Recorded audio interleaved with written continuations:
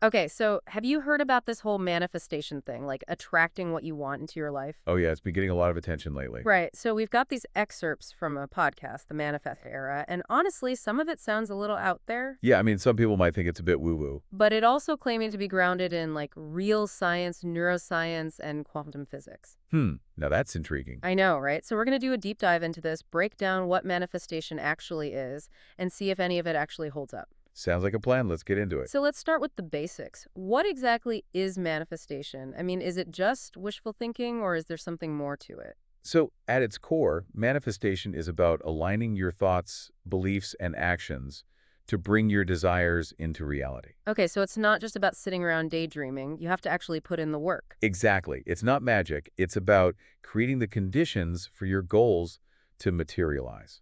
So how does this whole alignment thing work? What's the science behind it? Well, one way to understand it is through the lens of neuroscience. Our brains have this filter called the reticular activating system, or RAS. The RAS. What's that? It's essentially a filtering system that helps your brain prioritize information. It focuses on what you're paying attention to. So if I'm constantly thinking about getting a promotion, my brain is going to be more tuned in to opportunities related to that. Exactly. It's like when you buy a new car and suddenly you see that same car everywhere. Ah, I've totally experienced that. It's like your brain is suddenly highlighting that specific information. Right. So by focusing your thoughts on your goals, you're essentially priming your brain to notice and seize relevant opportunities. That's pretty cool. But what about the quantum physics angle? That seems a bit more out there. I know, right? But some people believe that quantum physics supports the idea of like attracts like. How so? Quantum physics suggests that everything vibrates at a certain frequency, including our thoughts and emotions. The theory is that positive thoughts emit higher frequencies. And these higher frequencies attract similar frequencies, like good vibes attract good things. That's the idea, though. To be fair, the scientific evidence for this is pretty thin. So maybe take it with a grain of salt. But let's say, for argument's sake, that there's something to this frequency thing. How do you actually do manifestation? What are the steps? Well, the podcast we're looking at outlines 5 key steps. The first one is clarity. Clarity, you mean like being clear about what I want. Exactly, and not just vague wishes, but laser-focused goals. So instead of just saying, I want to be rich, I should be specific about how much money I want to make. Precisely. The podcast uses the example of aiming for $10,000 a month through my business. That level of clarity supposedly gives the universe something concrete to work with. Interesting. So no more, I kind of want this energy. Got to be super specific. Exactly. Once you have that clear goal, the next step is visualization. Visualization, like picturing myself living my dream life. Yes, but it's not just passive daydreaming. You have to really immerse yourself in that reality. Imagine what it looks, feels, sounds like, even smells like. Engaging all your senses. I've heard about that before, but why is that important? It's believed that by vividly visualizing your goals, you're creating a strong impression in your subconscious mind. So it's like you're programming your brain to believe that this desired reality is already attainable. Exactly, and that can have a powerful effect on your actions and the opportunities you attract. Makes sense. So we've got clarity and visualization. What's next? The next step is affirmations and gratitude. Okay, affirmations, I've heard of those, like repeating positive statements about yourself. Right. Things like, I am worthy of success, or I attract abundance effortlessly. Repeating these statements can help reprogram your subconscious mind. So it's about replacing negative self-talk with more empowering beliefs. Exactly. And then there's gratitude.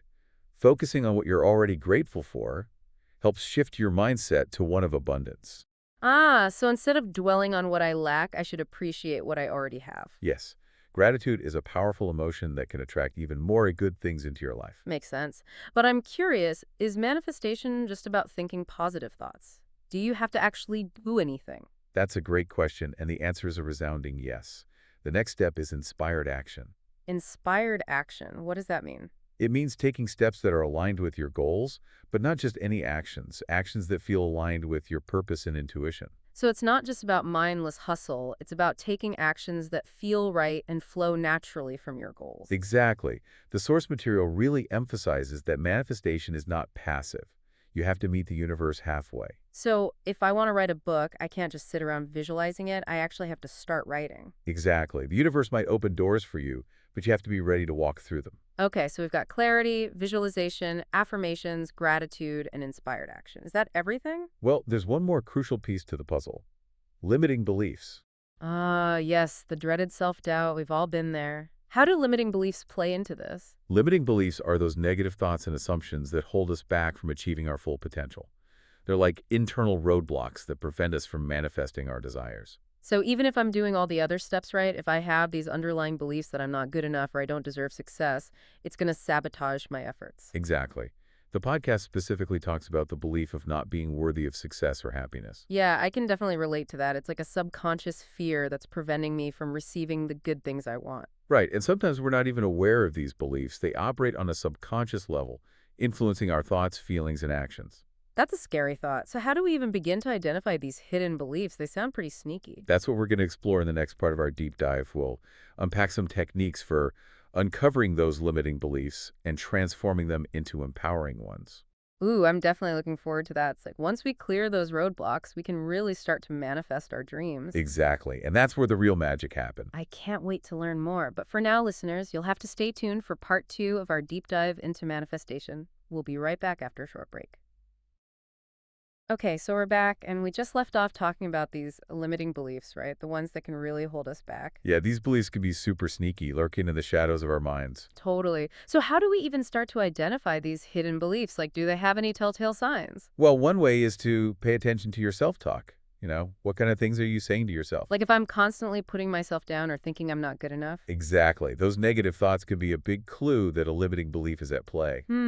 So it's not just a fleeting thought, it's a deeper rooted belief that keeps popping up. Right.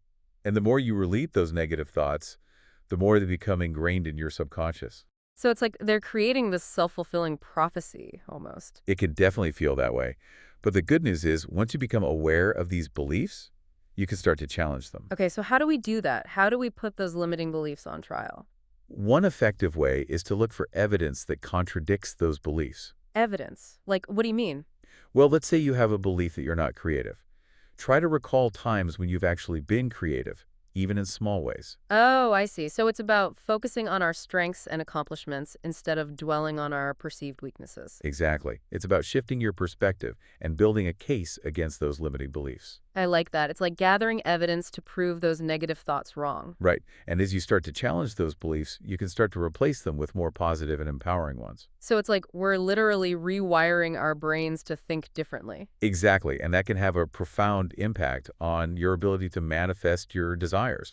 Okay, this is all making sense, but I gotta be honest, I'm still a little skeptical about this whole manifestation thing.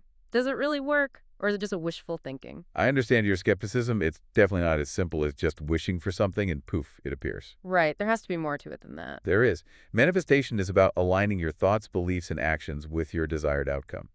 It's about creating the conditions for your goals to materialize. Okay, but do we have any actual proof that this works? Like real life examples? Well, the podcast mentions a pretty famous example, Jim Carrey. Jim Carrey, the actor. Yep. Before he was famous, he wrote himself a check for $10 million for acting services and visualized receiving it every day. Whoa, really? He visualized himself making that much money? He did.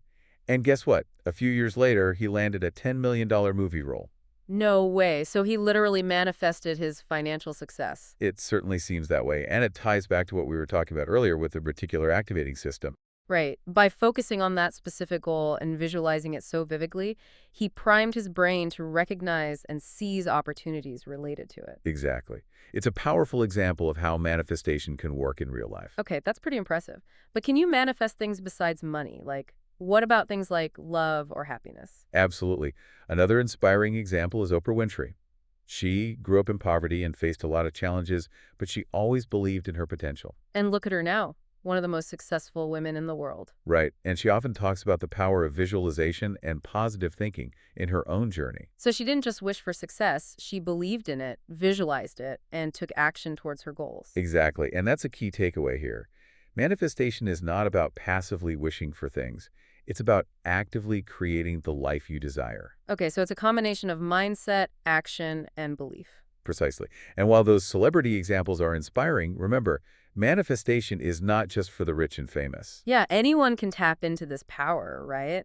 Exactly. It's a universal principle that's available to everyone. That's pretty empowering. So to recap, we've talked about identifying limiting beliefs, challenging them, replacing them with positive ones, and we've seen some real-life examples of how manifestation can work. And I think it's important to emphasize that manifestation is not about forcing things to happen. It's about aligning yourself with your desires and allowing them to unfold naturally. Right. It's about working with the universe, not against it. Exactly. So to wrap up this part of our deep dive, I want to leave you with a question. The source material talks about aligning your actions with your goals. But how do you know which actions to take? How do you discern between inspired action and just, random busyness? That's a great question. It's like, how do we make sure we're on the right track and not just spinning our wheels? And that's what we'll explore in the final part of our deep dive. We'll delve into the concept of intuition and how to tap into your inner guidance system to make sure your actions are aligned with your true desires. Ooh, that sounds fascinating. Can't wait to dive into that. But for now, listeners, stay tuned for part 3, where we'll uncover even more secrets to manifesting your dream life. Okay, so here we are, the final part of our manifestation deep dive. Remember how we were talking about those pesky limiting beliefs, the ones that can really trip us up? Right, those sneaky little saboteurs that can sabotage our efforts even when we're doing everything else right. Totally. So how do we actually get rid of those things? I mean, it's one thing to identify them, but how do you actually change those deep-seated beliefs? Well, it's important to remember that it's a process, not a quick fix. Okay, so no magic wand to instantly erase those negative thoughts, huh? Not quite. But one effective technique is to treat those limiting beliefs like they're on trial. On trial, like in a courtroom. Exactly. Gather evidence to see if those beliefs actually hold up under scrutiny.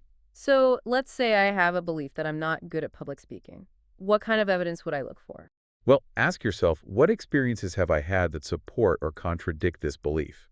Maybe you've given presentations at work that went well, or you've received positive feedback on your communication skills. Oh, I see. So it's about focusing on the times when we've actually succeeded, even if they seem small. Exactly. And often, when we really examine those limiting beliefs, we realize that they're based on outdated information or fears that are blown out of proportion. So it's like we're challenging those automatic negative thoughts and replacing them with more realistic and empowering ones. Exactly. It's about shifting your perspective and creating a more supportive inner dialogue. I like that, but what if those negative thoughts keep coming back? How do you stay positive when those doubts keep creeping in? It's important to be patient with yourself.